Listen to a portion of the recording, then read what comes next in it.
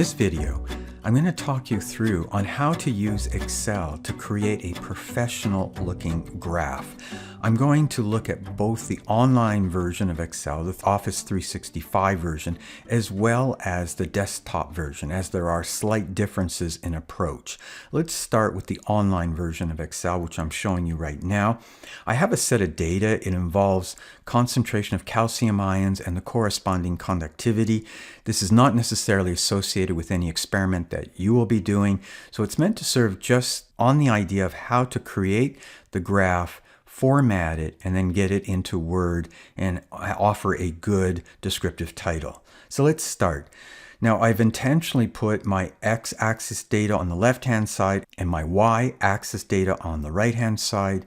I'm now going to select this data and then come on over and select Insert, in particular, insert a chart. I want to insert a scattered chart with no lines connected.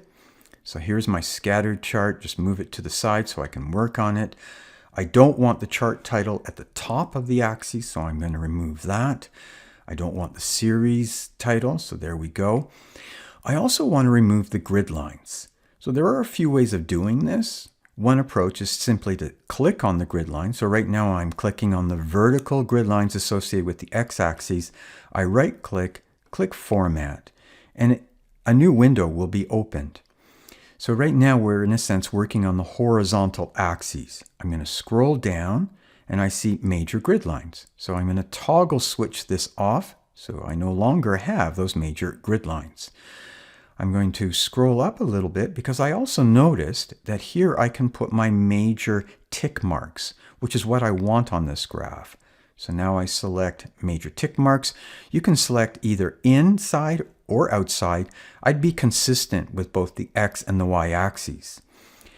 So far I have done the vertical grid lines associated with the X axis. Now I want to do the horizontal grid lines associated with the vertical axis. So let's now scroll down here. So I just, for your information, selected the vertical axes. Now I will untoggle the major grid lines. So they are gone now. And let's put in some tick marks. So let's indicate the major tick mark. I will put them inside. So now we can see we've got tick marks inside in both the X and the Y axes. Now I need to put the labels. So let's start with, for instance, the Y axis, since I have the vertical axes open. And the idea is that I scroll down here and I'm simply going to add an axis title. So I select this. And so you can see here's the position of the axis title. If I double click on the axis title, I'm prompted to type in what that title is. So this happens to be conductivity. It's very important to put the units. So microsiemens in this particular case. Click OK. Now with the online version of Excel, I have only limited editing or formatting capabilities. So I wasn't able to use a proper micro symbol, for instance, in that case, but this is good enough. I also want to put in the x-axis title. So I've clicked on the x-axis and I can see over here under the chart label, I have now the horizontal axis. I'll scroll down and look for the axis title. So there's my axis title spot. I double click on this and now I'm going to be typing in concentration of calcium ions. I'm going to use the abbreviated form, so square brackets, calcium 2+, so not just calcium, but calcium ions. All right. The units here are molar, and then click OK. Now, one disadvantage of the online version of Excel is I'm not able to put the 2+ into superscript. It'll be important to put that in the title. That is the figure title, but in terms of the x-axis title, again, this will have to be good enough. Okay, so this graph is looking pretty good. There's one other formatting feature, and that is it does right now have an overall border. I haven't figured out how to remove that border in the online version of Excel, but I have a workaround once we cut and paste this into Word, which I will show you momentarily. We now need to put the equation of the line, and so I've selected the data. I right-click again, Format, And once again, the chart window opens, and now series 1, that's our data, is indicated. In particular, I'm going to come down here and I'm going to toggle on trend line. So now I've put a trend line on. In particular, I want a linear trend line right here. I want to display the equation on the chart. I also want to display the R value to show to what degree this line, this data, matches our linear trend. And values of 0.9989 means it's a pretty good match. So I just want to make a small comment about significant figures here. You will see in the rubric or the checklist for making a graph, I indicate that it's important to show the appropriate significant figures in the X and the Y axes. This does not mean that you necessarily need to show the data to the correct number of sig figs. For instance, our concentrations of calcium ion are known to 4 significant figures. This is an appropriate number of sig figs in the X axis because otherwise it would get too crowded on the X axis. Same sort of thing with the Y axis. Something that's fairly easy to be able to read, not overcrowded, not over detailed. And then in terms of the equation of the line, you need to have at least as many digits as is represented, for instance, in our concentrations and in our conductivities. Where you'll really be paying attention to significant figures is when you go to do a calculation, for instance, of concentration of calcium ion in this case. Because our data was to 4 sig figs, we would want to make sure that the determined concentration based on using the trend line would be to 4 sig figs. So that's the idea of using the appropriate number of significant figures. Okay, now this graph is pretty much ready to cut and paste into Word. So now I select the graph, I right-click, I copy. I now have a Word document already open with a title. I'll talk about that in a minute. I click Paste. So here's my graph. As you can see, it does have this border. I'd like you to remove the border. My workaround is the following. I select the graph. I then look for this crop button.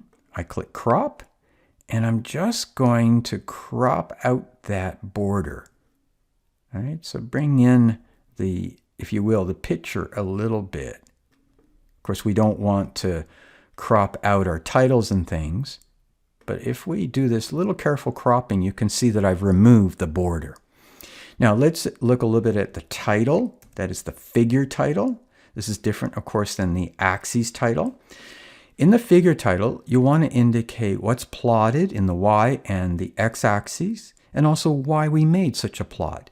In this case, these are a series of calcium ion standards. They were plotted so that we could determine the concentration of calcium ion in a hard water sample. So that's pretty much exactly what I've indicated in my figure title.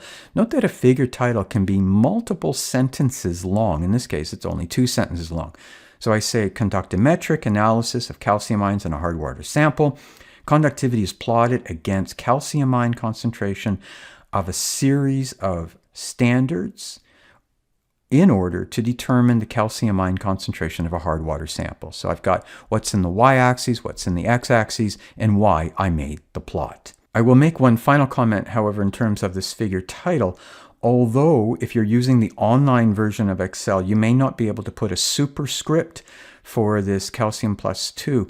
It's very easy to put superscripts in when you're working in Word, even with an online version. And so, just very quickly, if you highlight this and then over here under Home, and then these dotted lines, if I select this, I can add a superscript, subscript, change case, all that sort of stuff. So I will expect that you use the appropriate formatting in the figure title. This essentially is the process of creating a professional looking graph from Excel and getting it into Word with an appropriate title. This is the standard that we would like you to apply for this course.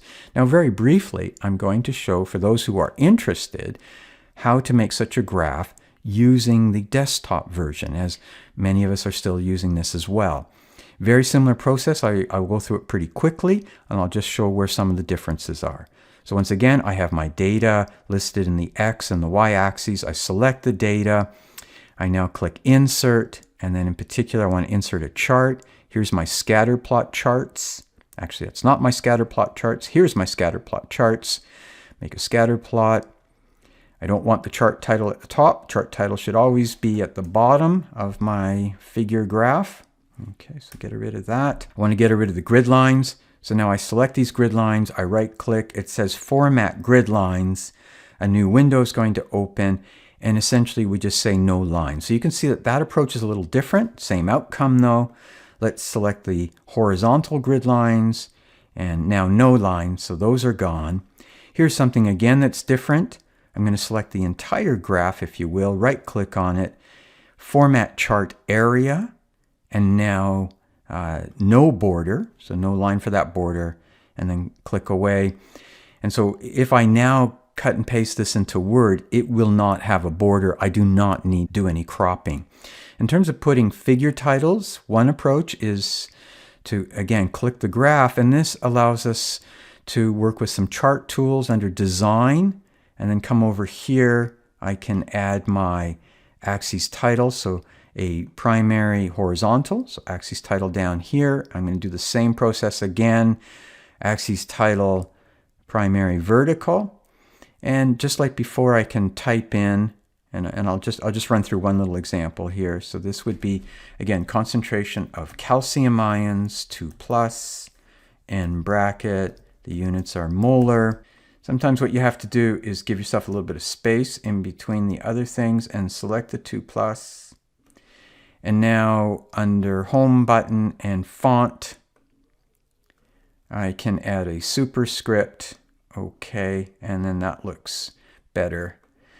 So of course we can do this with the desktop version of Excel. Unfortunately, you can't do it with the online version, but that's okay. If you're using the online version, you'll just have to make do.